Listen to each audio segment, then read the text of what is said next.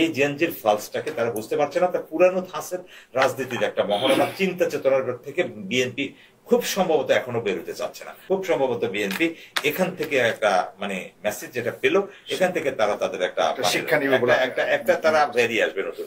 আপনি বলেছেন 3টি ভিপি, সিএস এবং এসিএস। সবচেয়ে মজার বিষয়টা হলো যে কি 28টির ভিতরে 23টিতে শিবির জয়লাভ করেছে, কিন্তু 5টিতে স্বতন্ত্র যারা এসেছে তারাও সবাই স্বতন্ত্রই। মানে অর্থাৎ ভোটের ব্যবধান যেমন ছিল, এটা সবচেয়ে মানে ঐতিহাসিক ঘটনা হলো যে এখানে বিএনপি অন্য কোনো পদেই 28টা পদের কোনো একটা পদে এখানে কার্যনির্বাহী সদস্য পদেও একটা পায়নি। এটা একটা আর একটু বড় সিগনিফিকেন্ট দিক বলে মনে করি, যে যারা আসলো তারা আসলো স্বতন্ত্র থেকে, যে 5 জন বাইরে ছিল 13 জন তো শিবির সমর্থক। সরাসরি চলে যাচ্ছে আপনার কাছে সেই প্রশ্ন, মানে এত বড় একটা পরাজয় বলবো, এর পেছনে কারণ কি বলবো? না, এর পেছনে কারণ হলো যে কি আসলে অনেকেই মনে করেছে, আপনি যেমনটা বলেছেন এরকম অনেক আমরা দেখেছি যারা মানে আমাদের কাছাকাছি সময় যারা মানে বিভিন্ন শোতে টক শোতে কথা বলেন, তাদের ভিতরে একটা শ্রেণীর এরকম একটা উচ্চতা, একটা হাইপ তৈরি করেছিল যে শিবিরে মানে এখানে বিএনপি বিশাল একটা মানে অঘটন ঘটাবে, এবং বিএনপি যেহেতু একটা বড় রাজনৈতিক দল, নারী ভোট পাবে না শিবির, এই নারী ভোটটা চলে যাবে সম্পূর্ণ। না না, এটা তো নয়। এবার নারী ভোট ছিল, এবং নারীরা তো কালকে আমি দেখলাম যে নারীরাই মানে মিছিল করতেছে হিজাব হিজাব বলে বলে তারা মিছিল করতেছে, যেটা নিয়ে তাদেরকে সবসময় জুজুর ভয় দেখাইতো মানে শিবিরকে, যে শিবির এই হলে নারীরা হিজাব করতে বাধ্য করা হবে। নারীরা তো স্বেচ্ছায় করতে যাচ্ছে, এই জিনিসও তো আমরা দেখেছি। কিন্তু সবচেয়ে বিষয় যেটা মানে আমাদের আপনি যেটা প্রশ্ন করেছে সেই জায়গাটা আমাদেরকে যেতে হবে যে কেন এই ঘটনাটা ঘটলো। আমার কথাটা হলো যে কি এই ঘটনাটা 5ই আগস্টের পর বিএনপির যেই মানে 16-17 বছর যেভাবে মানে নির্যাতিত হয়েছে, যেভাবে তারা মানে আওয়ামী লীগ যারা নিষ্পেষিত হয়েছে, এটা তো একেবারেই মানে এই 5ই আগস্টের পরে বিএনপি এখন আওয়ামী লীগ মাঠে নাই, বিএনপির পরিবেশ অনুকূলে, বিএনপি বড় রাজনৈতিক দল, বহুবার আগেও 3টা নির্বাচনে যদি সঠিক নির্বাচন হতো বিএনপি অবশ্যই ক্ষমতায় যেত।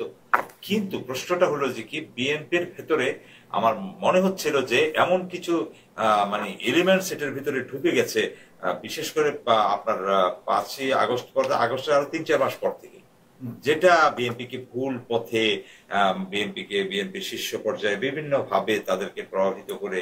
আমার মনে হচ্ছে যে এমন কিছু ফিগার, এমন কিছু রাজনৈতিক কর্মকাণ্ড বলেন, মানে কর্মী বাহিনী বলেন, নেতৃস্থানীয় লোকজন বলেন, তারা সামনে চলে এসেছে, যেটা মানুষের মনে, তো সাধারণ মানুষের মনে একটা মানে আশঙ্কা তৈরি হয়েছে, ভয়ভীতি তৈরি হয়েছে। পাশাপাশি বিএনপি বিচ্ছিন্ন ভাবে হোক আর যাই হোক এ পর্যন্ত প্রায় 6000-7000-এর মতো তারা মানে বহিষ্কার করেছে, মানে বিভিন্ন চাঁদাবাজি, বিভিন্ন অপকর্মের বলা হচ্ছে যে ফ্যাসিস্ট এবং দেশ বিরোধীরা সব একাকার হয়ে গেছে। না না না, এটা তো এভাবে বললে তো ব্যাপারটা ঠিক হবে না। কারণটা হলো যে বিএনপি এখানে রাজনীতি, যে জিনিসটা হচ্ছে এখানে রাজনীতিটা আসে, আমি একদম খোলা করে আপনাকে একটু বলতে চাই যে এখানে রাজনীতিটা আসে না কি, যে বিএনপি যে কথাগুলো সেখানে বলতো না, যেটার উপরে ফুসে উঠেছিল, যেমন রাজাকার শব্দটাকে এখন বাংলাদেশের মানুষ পছন্দ করছে।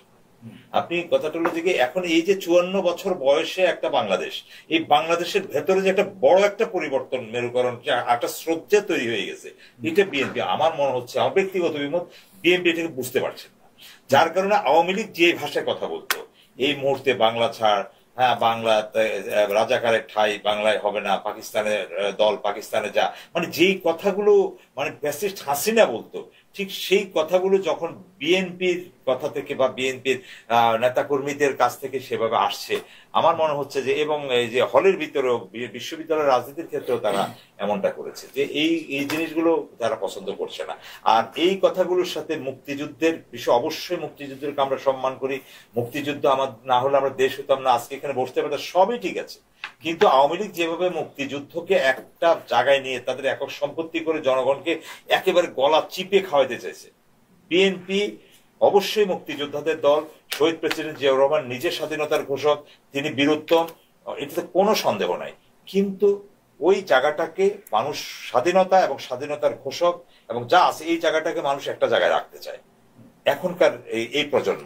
আর আরেকটা জায়গায় আমি একটু শেষ করি, আরেকটা জায়গায় যেটা রাখতে চায় তারা, যে সেটা হলো যে এখন যে আমরা আধুনিক বিশ্বের সাথে তাল মিলিয়ে আমাদের দেশ গড়বো, সেটাকে তারা এক জায়গায় নিয়ে আসতে চায়, এবং সেই জায়গাটার সাথে আমার সেই 71 সালের বাংলাদেশের অনেক পরিবর্তন মানে রিভার্স আছে। এটা শুধু বাংলাদেশের ক্ষেত্রে নয়, সারা পৃথিবীর ক্ষেত্রে, পৃথিবীতে সামনে এগিয়ে গেছে। আমরা এখনো 71কে নিয়ে আছি। 71-এর চেতনার পর কি আর কোনো চেতনা আসতে পারে না? সেখানে কি সংযোজন বিয়োজন হতে পারে না? শুধু 71-এর চেতনা, এই শব্দটাও মানে মানুষের কাছে শুনতে শুনতে কান তালাফালা হয়ে গেছে। আবার এই যে মুক্তিযুদ্ধের মানে সপক্ষ বিপক্ষ, এই জিনিসটাও কিন্তু এই প্রজন্ম বা এখনকার সময়টা ভালোভাবে নিচ্ছে না। এই যে সংবিধানের যে সংকটটা, 71-এর পরে বিভিন্ন দেশে আমাদের আধুনিক রাষ্ট্র হয়েছে, আধুনিক ওয়ার্ল্ড হয়েছে, বিশ্ব এখন মানে বিশ্বায়নের যুগে আমরাও তো আধুনিক হব।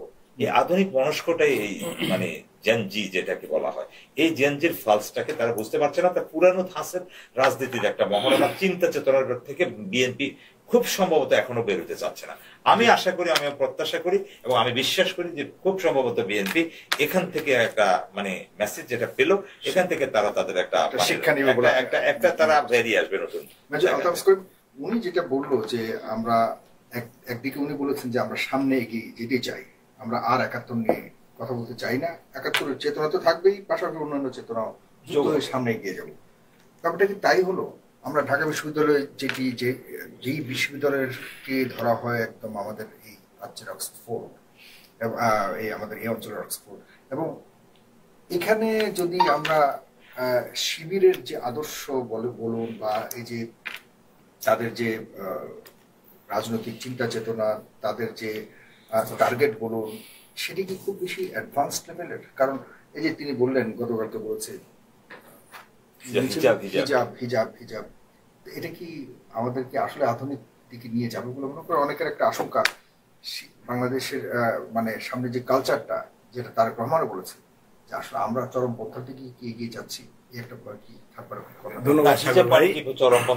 মানে আমি পক্ষে আমরা ব্যাকওয়ার্ডের দিকে যাই, হিজাবটাকে অনেকটাই আধুনিকতার সাথে অনেকে মনে করে না, অনেকটাই কনফ্লিক্ট করে মনে করে। আমি আমার কথা বলছি না, মনে করে সাধারণ মানুষ। এটা তো আমরা সাধারণ মানুষ তো প্রমাণ করে দিলে তা মনে করে না, সাধারণ ছাত্র সেটা মনে করে না, ফলাফল সেটা প্রমাণ করে দিল যে মানুষ সেটা মনে করছে না। কিন্তু যারা শিবিরের প্যানেলে যেমনটা ছিল, শিবিরের প্যানেলে যেমনটা ছিল আপনার হিজাব পরা, তেমন হিজাব মুক্ত তো নারী নেত্রীকে আমরা দেখেছি।